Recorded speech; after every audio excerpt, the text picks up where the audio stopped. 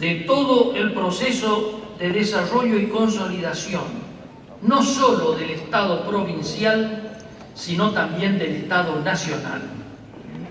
Fue testigo de la guerra de la Triple Alianza, como así también de la generación del 80 y de su proyecto de país en un contexto donde el positivismo encontraba sus representantes entre los intelectuales y la clase política de la República. A 4 años de la sanción de la Constitución de 1853,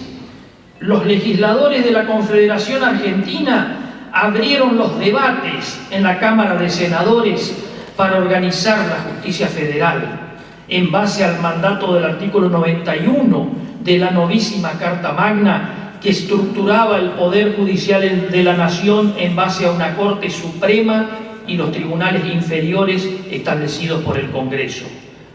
Pese a sus pretensiones, y aun cuando se lograra la sanción de la primera ley destinada a organizar la justicia, la Ley 182, la debilidad de un Estado escindido de su eje económico fundamental, la provincia de Buenos Aires, no fue capaz de sostener las demandas que originaba la labor jurisdiccional. Sería recién a partir de la iniciativa del gobierno de Bartolomé Mitre que en 1863 se volvería una realidad el imperativo constitucional de afianzar la justicia dentro del Estado, al provocar el dictado de la Ley número 27 de Organización de la Justicia Nacional. A través de la Ley número 27 se iniciará una etapa cierta en la consolidación del sistema judicial de la Nación, pero que debía ser completado con una reglamentación capaz de establecer de manera específica las competencias y jurisdicciones de los juzgados federales. Ante esta carencia, ni la Corte Suprema de Justicia ni los juzgados de sección pudieron comenzar a funcionar a pleno antes del mes de octubre de 1863. A partir de las conocidas leyes 48, 49 y 50, se dio lugar a que se iniciaran las actuaciones dentro del máximo tribunal de la Nación, la Corte Suprema de Justicia. En lo que concierne a los juzgados federales de provincia, la Ley de Organización de los Juzgados de Sección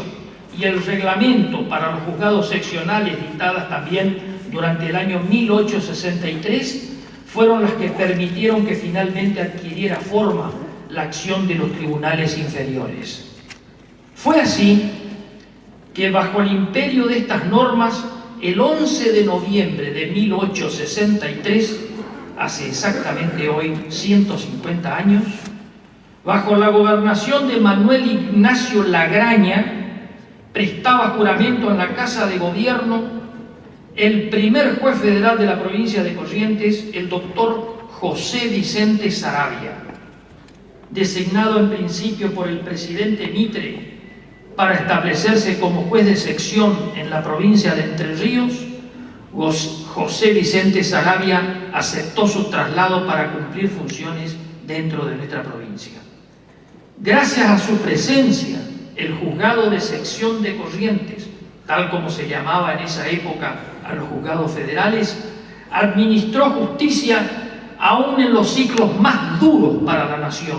como lo fue la guerra de la Triple Alianza. Su desempeño durante la misma fue catalogado como heroico, negándose a suspender las actividades del juzgado y trasladando el mismo al pueblo de San Roque durante la invasión de las fuerzas de Solano López a la capital correntina. Y así como Saravia, son muchos los jueces que han honrado la noción de justicia que han sido llamados a distribuir, tanto durante el siglo XIX como en el siglo XX. Los correntinos fueron testigos de la acción de destacados jueces federales que cumplieron su labor con un innegable compromiso a su comunidad de pertenencia. Desde el año 1863 hasta el año 2013, en el Juzgado Federal número 1 de Corrientes se desempeñaron 17 jueces federales, más aquellos que actuaron como subrogantes y cuya tarea debe ser también puesta en valor. Todos ellos se desempeñaron con honor y probidad, representando el emblema de uno de los poderes del Estado Nacional. Es por ello que consideramos que no se puede entender la historia judicial de Corrientes si no tenemos en cuenta la importante labor que ha desempeñado el Juzgado Federal de esta ciudad en pos de defender los más elementales valores relacionados con la justicia, la equidad y la custodia del propio derecho argentino. Desde la comprometida defensa de los postulados de la Carta Magna de la Constitución, bregando por el equilibrio entre las prerrogativas del Estado y los derechos de los ciudadanos, protegiendo el ejercicio libre y democrático de los derechos políticos, o interviniendo en aquellas situaciones en que la paz de toda la nación es avasallada frente al desorden producido dentro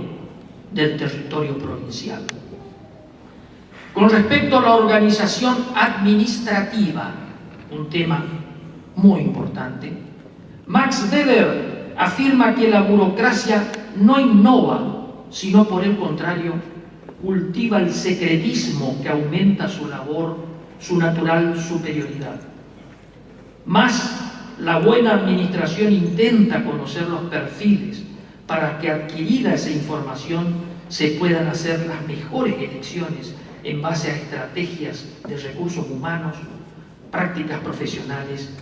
y rasgos ideosociales específicos. Sabemos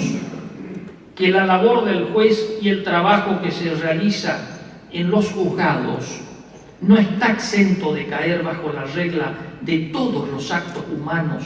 viciados por la falibilidad. Aún ello, creemos que esta circunstancia no es una excusa suficiente para olvidar que nuestra actividad debe orientarse a reavivar las nociones de justicia que dotan de sentido a la actuación de los magistrados. Pues estas mismas definiciones han evolucionado con el devenir de la humanidad. Así, durante el siglo XX, cuando el pensamiento de Platón, Aristóteles, Santo Tomás de Aquino o Kant parecían haber construido un sistema suficiente para definir lo que es justo dentro de la vida social, en pleno siglo XX, John Rawls volvía a poner en debate estas nociones al expresar que la justicia no permite que los sacrificios impuestos a una minoría sean compensados por la mayor suma de ventajas disfrutadas por muchos. Es que la definición de lo que es justo responderá siempre a las pretensiones de una época y una situación particular, y su aplicación en la práctica judicial se presenta ante el juez en un acto concreto, en contexto real, en el encuentro con el expediente. En los tiempos modernos, la democracia y la justicia están íntimamente relacionadas. La democracia y la justicia. Desde el advenimiento de la democracia en 1983, la Corte Suprema de Justicia de la Nación se ha convertido en el pilar más importante en la defensa de los derechos humanos. Más aún, en los últimos años con fallos ejemplares. Hannah Arendt reflexiona sobre las características del mal perturbador que genera la violación de los derechos humanos y recuerda que es muy poco lo que sabemos acerca de la naturaleza del mal radical. Así afirma que somos incapaces de castigar aquello que no podemos castigar e incapaces de castigar aquello que se ha vuelto imperdonable. En este sentido, la historia argentina reciente muestra el horror de apartarse de la ley y más aún cuando es el Estado el responsable de ello. Entendemos que la historia ha sido el campo de la imperfección humana, lo es aún y nada indica que dejará de serlo. La alianza del hombre con lo eterno se concretó en el pasado, sigue entablándose en el presente y nada indica que cesará en el futuro. Con respecto a la sociedad argentina y al cumplimiento de las leyes, muchos autores han debatido la cuestión. Entre ellos sobresale el filósofo argentino Carlos Nino, quien afirma que para neutralizar tanto la anomía institucional como la que se da en la vida social argentina en general, hay que dar absoluta prioridad al funcionamiento adecuado del Poder Judicial. Los jueces deben ser los referees que custodian el cumplimiento de las reglas de juego por parte de los actores sociales, desde las normas constitucionales en el caso de los poderes públicos hasta las normas de aseo urbano por parte de los simples ciudadanos. De esta manera es importante tomar en cuenta ciertos aspectos de la vida sociopolítica e histórica que ha tenido la Argentina y de la cual el Poder Judicial cumplió su función primordial, que es la defensa de la Constitución Nacional y de las garantías que ella impuña. Ahora bien, nos enfrentamos al siglo XXI, al Poder Judicial por venir. En ese trabajo se está la implementación del sistema de gestión judicial de la Dirección General de Tecnología de la Corte Suprema de Justicia de la Nación dentro del plan de la Comisión Nacional de Gestión Judicial constituye el primer paso para la sustitución progresiva del expediente en formato papel a un expediente virtual con su consulta vía informática por las partes interesadas. Dentro de su implementación está prevista la conexión con distintos organismos con los cuales actúa la jurisdicción, como ser Registro Nacional de Reincidencia, Boletín Oficial, Registro Nacional de Personas Jurídicas, entidades bancarias, Policía Federal, etc. Una enorme cantidad de organismos oficiales. Todo esto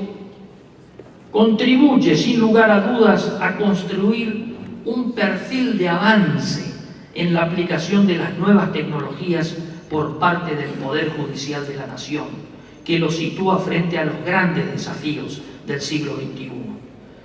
La actividad de la Corte Suprema de Justicia se destaca por su proyección y por el pleno avance de las distintas actividades tendientes al funcionamiento y perfeccionamiento del Poder Judicial, con la mirada puesta en acompañar, en términos dinámicos, a los grandes acontecimientos políticos, económicos y sociales que la Argentina ha tenido en las últimas décadas. Por todo ello, consideramos pertinente celebrar el sexagenario de la fundación del Juzgado Federal de la Ciudad de Corrientes, por la circunstancia histórica que representa poder asistir a los festejos de la labor continua e ininterrumpida durante 150 años del primer tribunal federal que funcionó en el nordeste argentino, por la oportunidad que nos presenta de compartir con los ciudadanos y colegas una reseña en la que de alguna manera pudiese quedar reflejado a grandes rasgos el origen, como así también la cronología de los magistrados que encabezaron esta institución muy cercana y responsable en la tradición jurídica de la provincia, por los distintos aportes que ha realizado junto con sus pares provinciales. Sirvan entonces estas palabras para conmemorar esta importante fecha y, si es posible, también para lograr con ellas reconocer y realzar la labor de todos aquellos que dieron su vida en la épica diaria de administrar justicia. Nada más.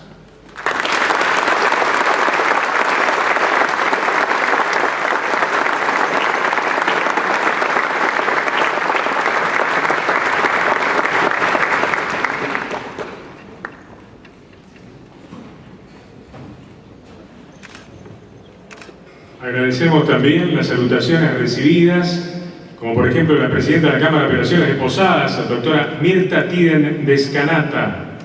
a su vez de la juez federal subrogante del Paso de los Libres, la doctora Gladys Mabel Borda, el representante del Patronato de Liberados y Procesados de la provincia de Corrientes, doctor José Luis Romero, de la senadora nacional, Josefina Meave de Mató, del diputado nacional, doctor Agustín Portela, que hicieron llegar sus salutaciones. Invitamos a hacer uso de la palabra a la señora presidenta de la Cámara.